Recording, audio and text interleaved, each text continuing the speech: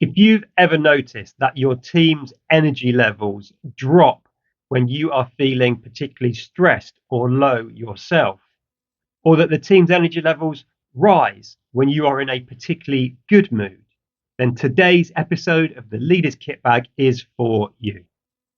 In this episode, we're diving into the topic of emotional contagion and how our mood as a leader or manager, be it positive or negative, has a dramatic impact on the team that we lead, particularly in terms of their motivation, overall productivity, and the degree to which they are collaborating effectively amongst themselves.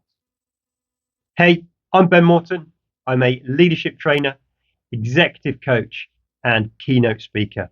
And everything I do is designed to try and help create a world where people can go to work feeling inspired to give their absolute best, whilst going home to their loved ones at the end of each and every day, feeling recognized for what they do and appreciated for who they are.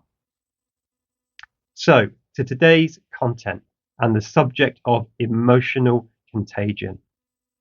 Emotional contagion is the idea that we as individuals are constantly syncing and mimicking our mood and behavior with those people around us.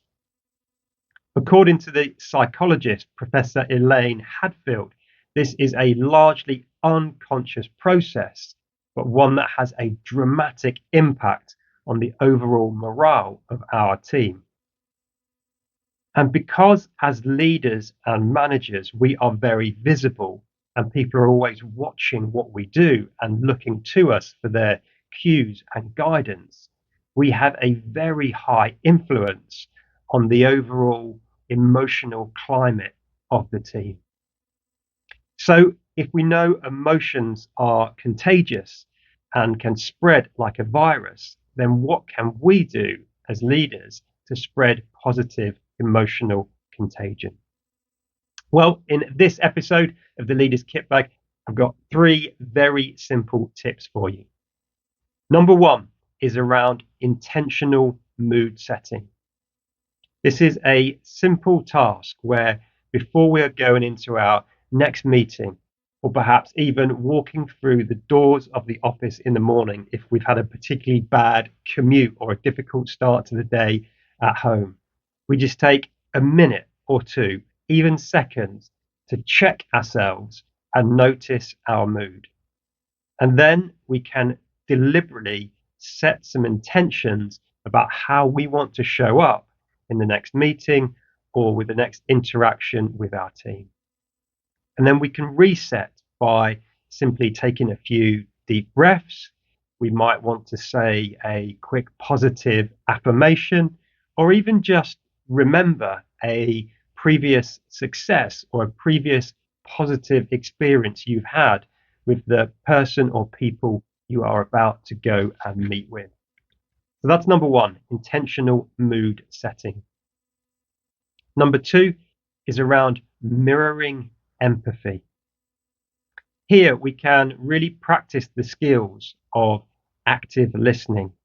And as well as just listening for what people are saying, we can use our ears and our eyes to listen for the mood and emotion that's going on. And we can notice that and play it back to the person or people we are with. For example, if you are in a meeting with your team and you're noticing that they are a little quiet and the energy is a little flat, we could simply play that back to the team by saying something like, "Hey guys, I'm noticing we are a little quiet and flat this morning."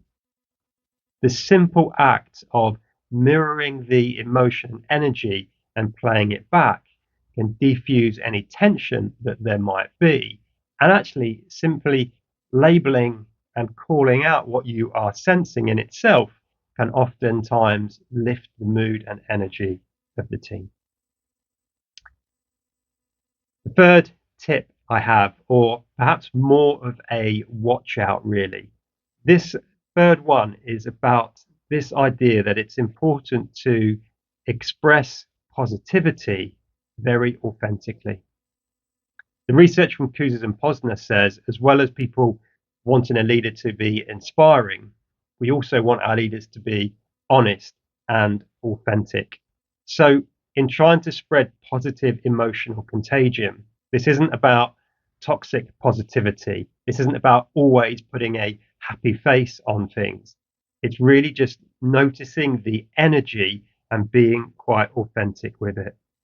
So instead of just putting on that happy face, we might want to express the positivity authentically by saying something along the lines of, hey guys, I know things are tough at the moment and we're all under a lot of pressure, but I absolutely believe we've got the skills and energy to get through this. And in the long run, this is going to be better for us. So you're being forward facing. You are sort of dealing in optimism while still acknowledging the challenging times. That's it for this episode of the Leaders Kit Bag.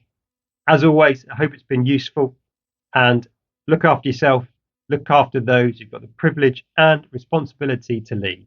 And until next time, folks, lead on.